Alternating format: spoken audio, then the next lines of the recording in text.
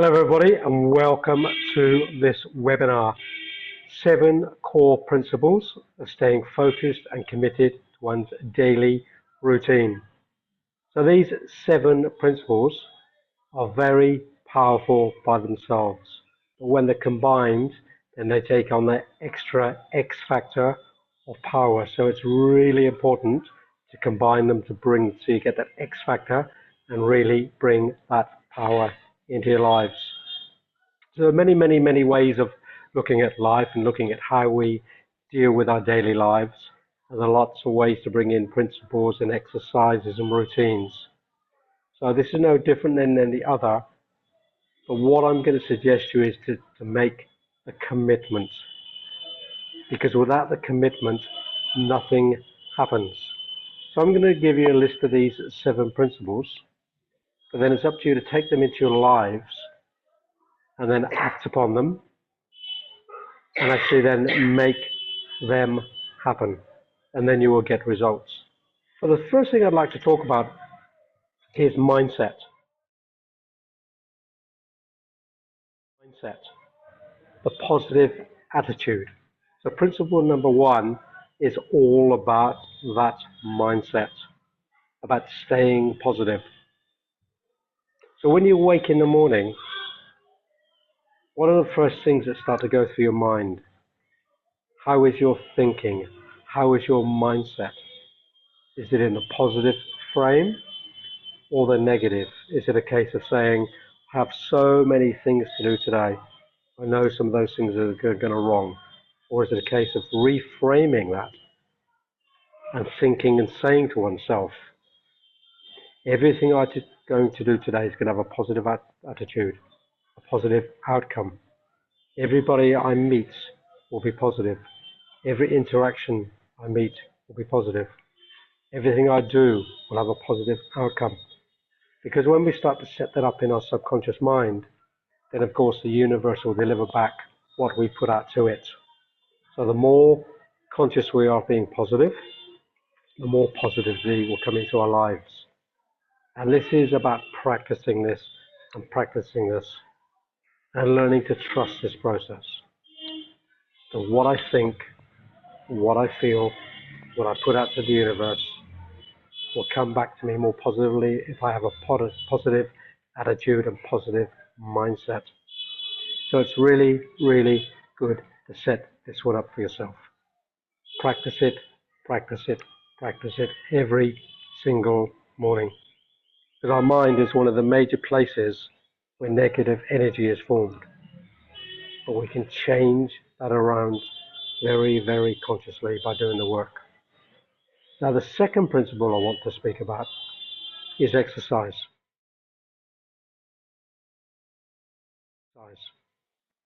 It's really important to get the body moving, particularly in the mornings, to get the body energized, to get it moving. And whether that's swimming, yoga, running, the gym, whatever it suits you, whatever it you choose, it's about doing something. And one of the easiest and simplest is a brisk walk for 10 or 15 minutes in the morning. You will feel so different when you get into your exercise routine. Every morning if possible. So I'm a runner, so I like to run 3 times a week. I love walking, I walk a lot. I also like to do a bit of a workout, a bit of weights. So a few things I love to do, and a bit of yoga and a bit of stretching. But it's really important to try and make that into a daily routine for yourself so that the body starts to feel energized. Because when our body is feeling energized and we're feeling good about ourselves and the way we move, then it has an effect on every other aspect of our being, emotionally, mentally, and spiritually. So it's really important. So what I suggest you do right now is get yourself a piece of paper and a pencil or pen and start to write a few things down of what you're going to bring into your life if they're not there already. So it is right positive attitude, and I would do my best every single day, every single morning, to put myself in a positive mindset frame.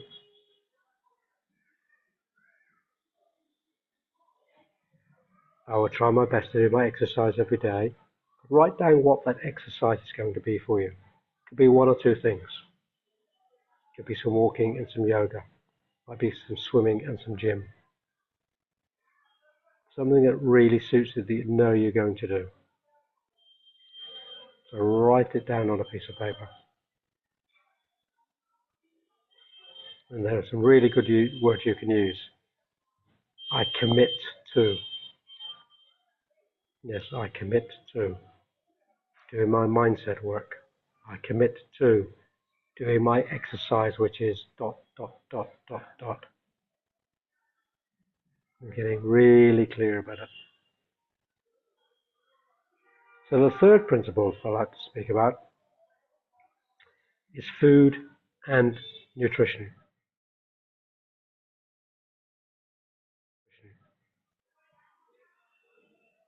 And here's a little exercise for you. Imagine your kitchen right now, or your shelves, your fridge, your larder, everywhere you keep your food. And I just want you to scan in your mind's eye what's in your cupboard, what's in your fridge, what's in the larder. And if you took every single item and read the ingredients, my question is it organic? Is it clean? Does it contain herbicides and pesticides and toxins, which most foods do if they're not organic? And the reason I speak about this, the reason I bring this up is because every time we put a toxin into our body, the body has to work hard to reject it. So the more toxins and poisons you put in, the harder the body has to work to keep getting rid of the toxins and poisons in the body. And there's a great little story I love to share is, if you have a car, if you have a vehicle, and you were told that the fuel you put into it could damage the engine, there's probably no way you would put the fuel in your car. No way. Why would you ruin a good engine in a good car? And yet, the engine inside us, our body, we ruin it every single day by putting toxins and poisons into it. So I love that little analogy. You wouldn't do it to your car, and that we do it to ourselves. How can you clean up? Well, what I love to do with the clients I work with, if they're in that transition stage of going to a clean, healthy food and nutrition space, is every item in the house you go through and you replace it. Not necessarily straight away, because that can be a very expensive exercise. But if you can do it, great. But otherwise, just a few different things every day or every week, or perhaps some bigger items every month. So eventually, after some time, every item in the house has been replaced by something clean, nutritious, and healthy. And you can start with the simple things like really good salt. You can exchange your white sugar, if you're that, for something more organic. You can look at your rices, your pulses, your tins, and slowly replace them with organic, nutritious food. And where you can, obviously, trying to buy fresh from the organic shops, fresh veggies, rather than processed food. And then we get into the nitty-gritty of, should I do dairy, should I do meat? That's an individual choice. Obviously, there are health benefits by not doing some of those things, and that's very well documented.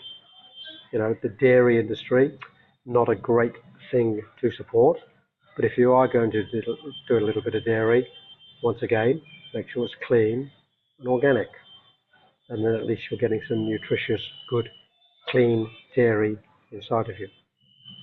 The question of meat also. How much meat should one eat if you're going to do the meat? Well, all the statistics, all the research show that you do not need very much meat at all on each meal. In fact, about 100 grams of meat per meal is more than enough for the digestion to handle. So if you're going to do meat, maybe watch the consumption, but also once again, be very conscious and cautious of where the meat is coming from. I know from my own experience of doing a lot of research around the meat industry and what goes into the meat. As soon as the calf is born, they start to inoculate, they start to put vaccines in, they start to put growth hormones in. And by the time the cow is ready for market, it's had up to 30 different inoculations gone into its body. And then, of course, we consume that if we're meat eaters, and that's not good for our health, it's not good for our body. So if you're going to eat meat, once again, go organic. If you're going to do dairy, go organic. Personally, I'm vegetarian. I've been for over 20 years. I lean towards vegan, but I do a little bit of dairy occasionally. But I don't do meat, and well, rather, in terms of poisons and toxins, I also don't do alcohol, and I certainly don't do drugs of any form either. So just being really cautious and conscious of what's going into this fuel tank every single day. So that's a huge one, the food and nutrition.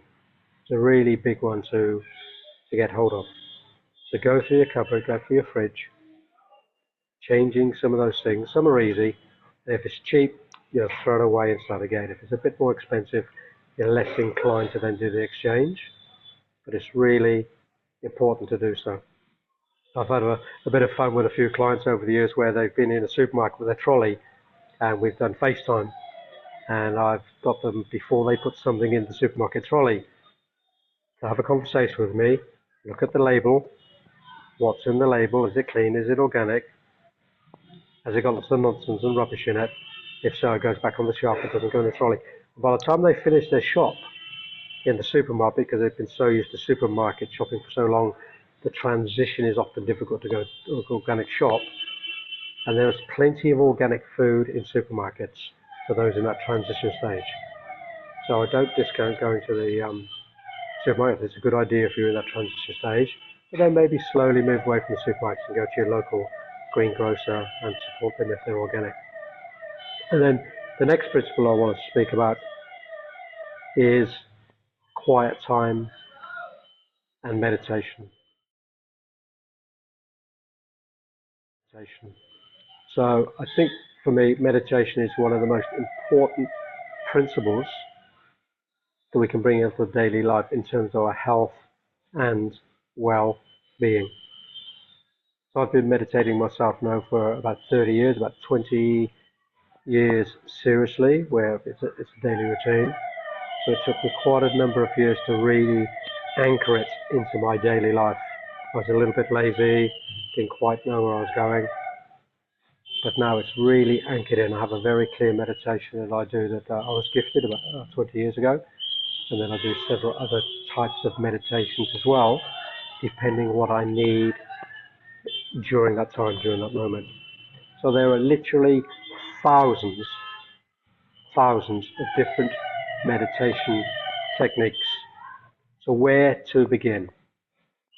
People often say to me, Adrian, I've tried meditating, it doesn't work. Well, my take on that is usually it's because you had the wrong meditation to suit your temperament, to suit your nature. Maybe you're doing it at the wrong time of day. And perhaps the meditation itself wasn't quite what you needed at the time. So the first question is, why am I meditating? What do I want to get from meditating? Is it tranquility? Is it peace? Is it a connection to spirit? Is it a connection to God? Is it a connection to self? What actually is the reason you want to meditate? And that's a great place to begin, because then you can find the right meditation to suit that need. So for instance, let's say you'd just like to find some peace.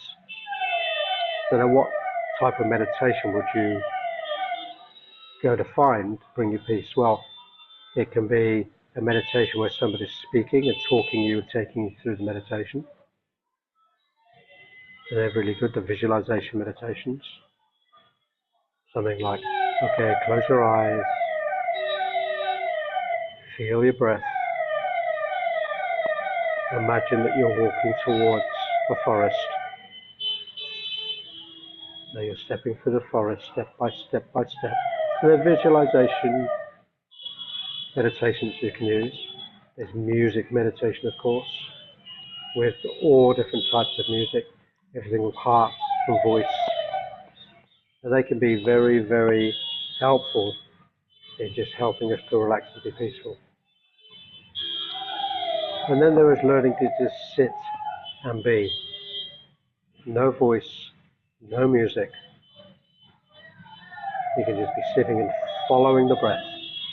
In breath, with out breath. In breath and out breath. And getting used to the breath technique meditations. The other one is not even to focus on breath, but just closing one's eyes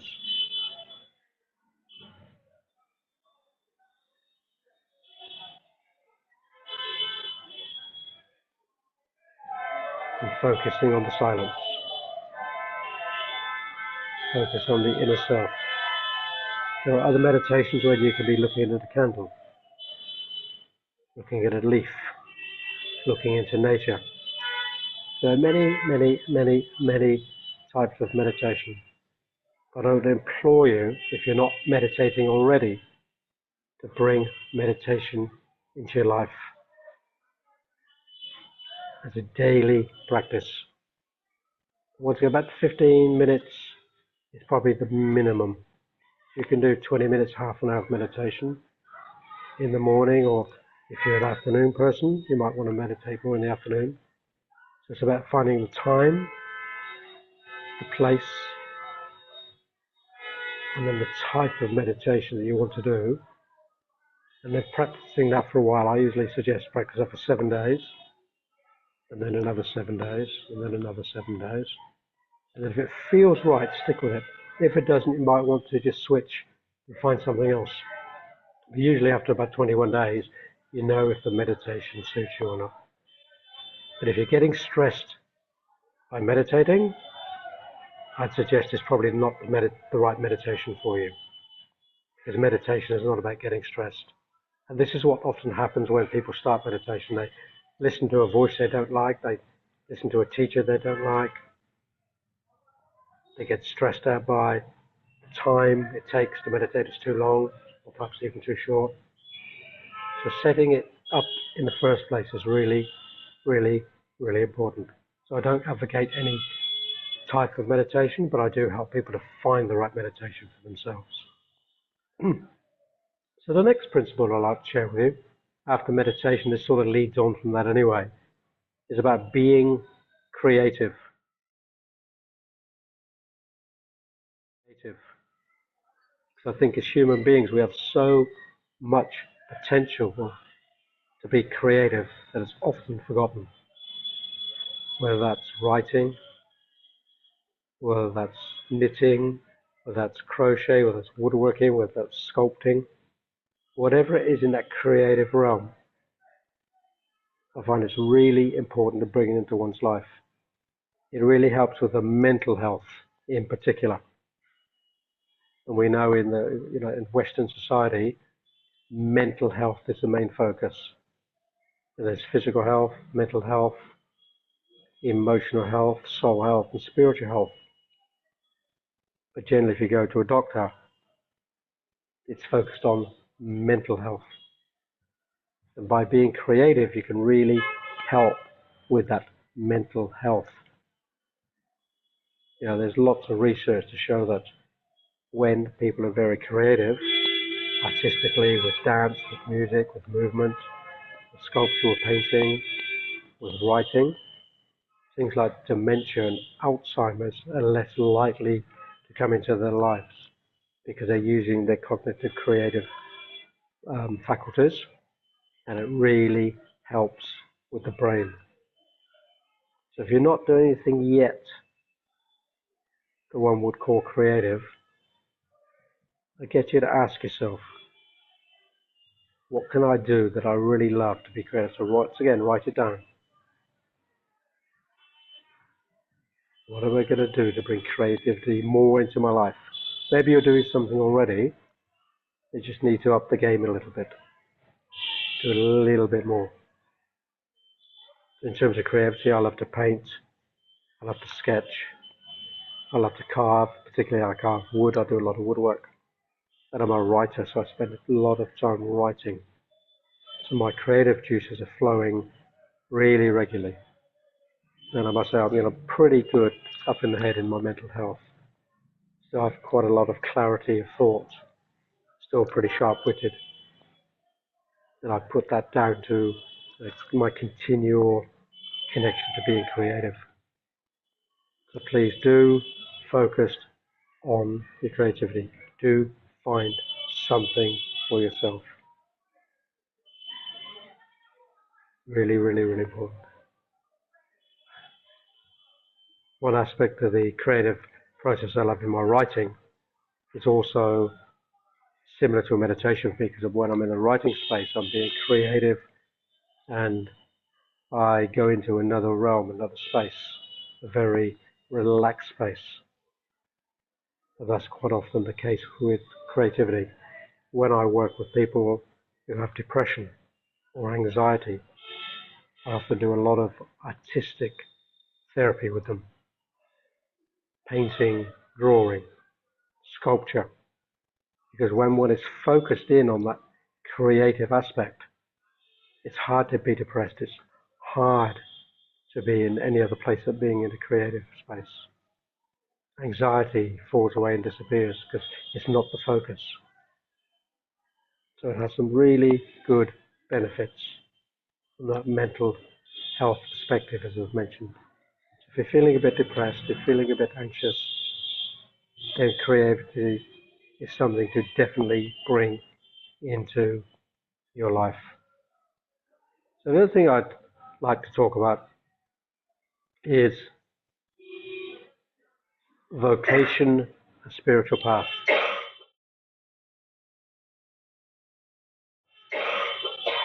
And I do blend them because I think sometimes if one isn't into a spiritual path in terms of following a certain personal pathway spirituality, one's vocation is as powerful. So one can be in a vocation, something that you are doing for yourself or for the planet, for others. And for me, that is an act of being in a spiritual path. It doesn't have to have a deity or a God connected to it or some being. It's about the purpose and the passion of one's vocation. So I just want you to take a moment and get a sense of where are you right now on that vocational and or spiritual path. What is it you do daily to keep yourself connected? Are you really clear about your vocation? And when I say vocation, it's about more being of service to humanity. We can have a job, which is great. We serve people. But in that deeper sense, that spiritual sense, being of service to humanity, bringing something spiritual into the journey of what one does on the planet. What is it you're doing or wish to do from a vocational spiritual perspective? Just take a moment and ask yourself, are you living that life? Is it one of the principles you bring into your life? It's a very, very deep and profound question, actually. And it's one that I often speak of when I'm working with my clients. I ask that question. And in particular, if men come into my space and want to do some coaching, some psychotherapy with me, and they're feeling a bit depressed, feeling that life isn't great, one of my questions to them is exactly this. What are you doing vocationally or spiritually? So I learned a long, long, long time ago that a lot of illness, a lot of dis-ease, is because people are not following and walking their vocational or spiritual path. In Africa, I spend a little bit of time in Africa and talk to a lot of the medicine men or the Sangomas. And if you go and see a Sangoma with an illness or something wrong, one of the first questions is, are you on your vocational or spiritual path? And if you're not, it's probably a very good reason why you're sick or ill right now. And I concur with that. I follow that as well. I often share that with the clients I'm working with because I know, and I know that for myself as well, if I step away from that a little bit, if I step away from my spiritual path, my vocational path, I start to feel that illness happening. I don't feel like I'm in my core, not in my center. So I support a lot of people to find that core, to find that center of their spiritual vocational path. Then oftentimes the illnesses, the diseases, they fall away. It's a very bizarre concept to think of, but time and time and time and time and time again I see it. And it's quite an amazing thing to experience. So please do ask yourself the question, where am I right now on my vocational and spiritual path?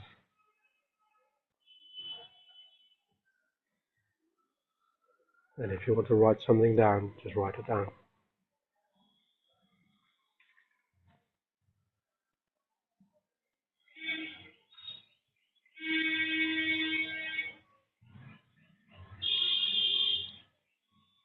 As I spoke before, for me this is about being the core of humanity for me. When I'm in this space, I know I'm in my core. I know I'm fully in my being. And it's a great feeling. Of course, I slip occasionally and come off the path and go slippery, slidey all over the place. But that's part of being human, part of the journey. But when I bring myself back in, it's such an amazingly powerful feeling. Which leads me to the seventh principle.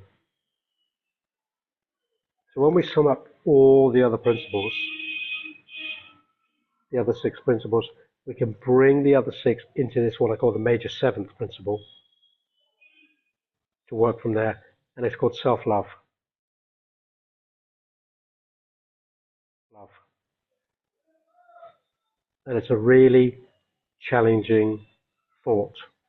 It's a really challenging principle to be in a place of self-love, because we're conditioned from a very early age not to love ourselves. The lack of care we have for ourselves.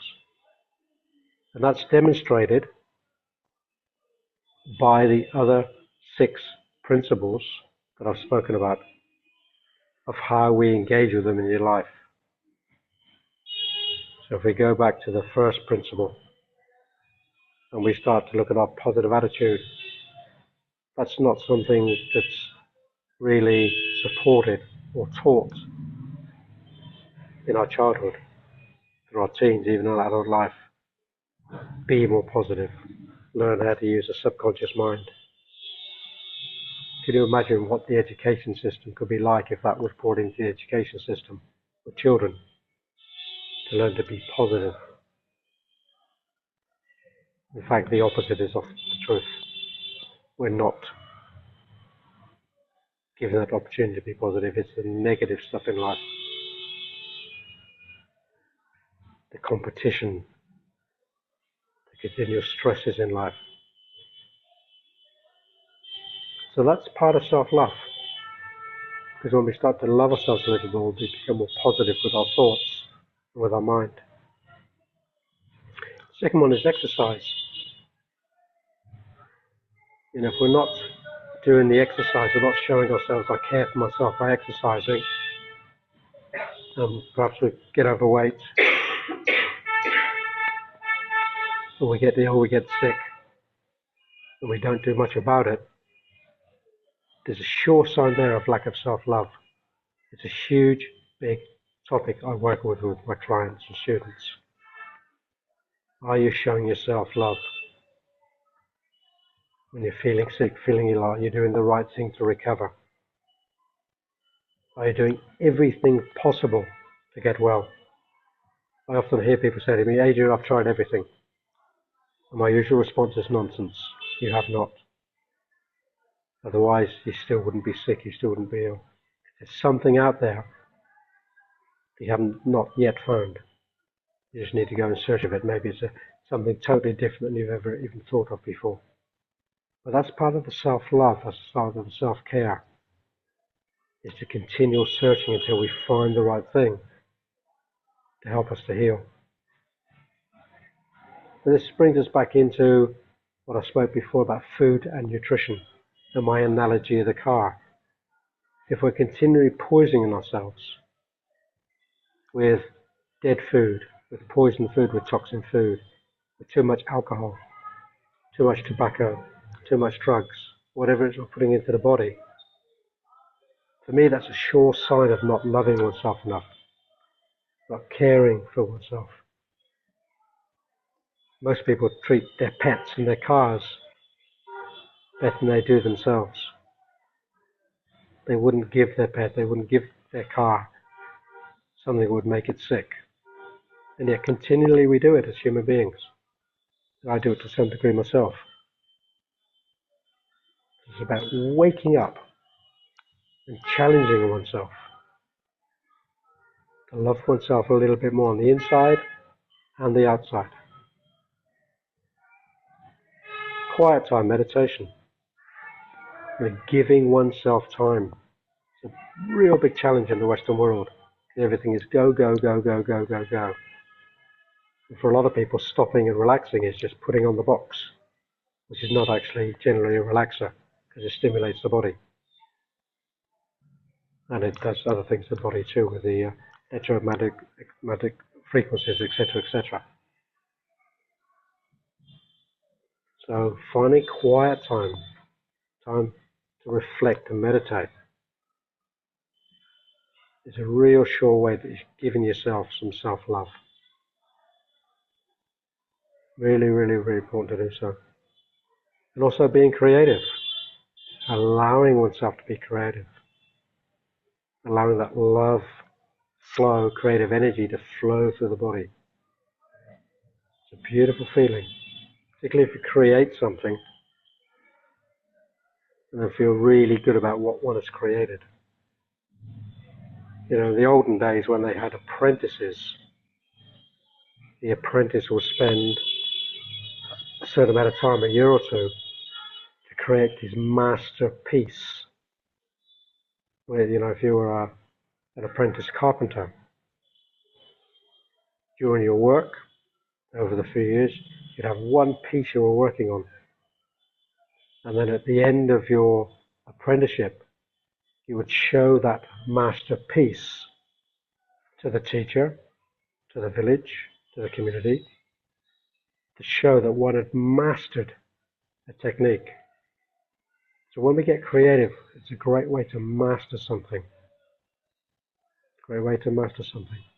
One of the lovely things I've done with my children, and what I'd love to do with youth when I'm working, is just whittling. You just get a knife and you get a stick, and you whittle and you whittle and you whittle and you whittle and take the bark off and whittle and whittle and whittle. And then you get the sandpaper and you sand it and you sand it and you sand it and you sand it until the stick is smooth and beautiful.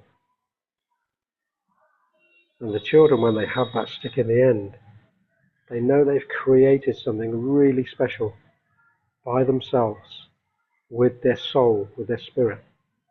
It's a very, very, very special thing to do. So it can be very simple, doesn't have to be difficult.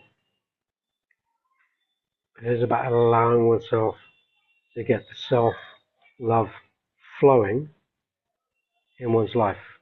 Really, really important. At the end of the day, it's about honoring ourselves. It's about honoring ourselves. Physically, emotionally, mentally, and spiritually.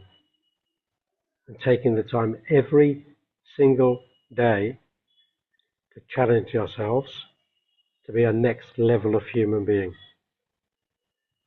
Because we have so much potential. I was just having this conversation this morning with my beloved. It's talking about the human potential. We're not living anywhere close to human potential. Nowhere close.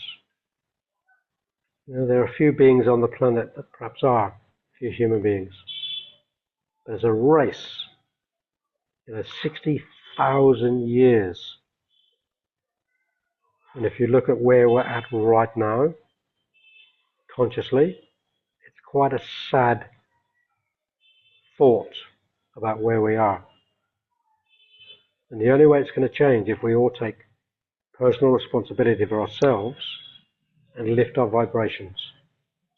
And we can do that by following these 7 core principles that I'm sharing with you today. As I said before, there are many other ways, many other pathways, but it's good to have one. It's good to have one set of principles or values to follow. So my gift to you are these 7 core principles. So I have them on a PDF, so you have them ready. So I'll be sending that PDF out to you as well. So you can pin it up somewhere and you can follow it daily. So you can follow these 7 core principles. And of course, if you have any questions, if you want to do any deeper work, if you want some support, some mentoring, some psychotherapy, then please do contact me so we can have a conversation to support you in your life so you can live a much more joyous and conscious life, because I believe that's what it's all about, is allowing ourselves to grow and expand. We're only going to do that by committing to the journey. So I want to thank you for being here. I want to thank you for jumping and listening in. And please do contact me and connect with me if you have any questions or would like to do some further work with me. Thanks very much. Speak to you again very, very soon. See you.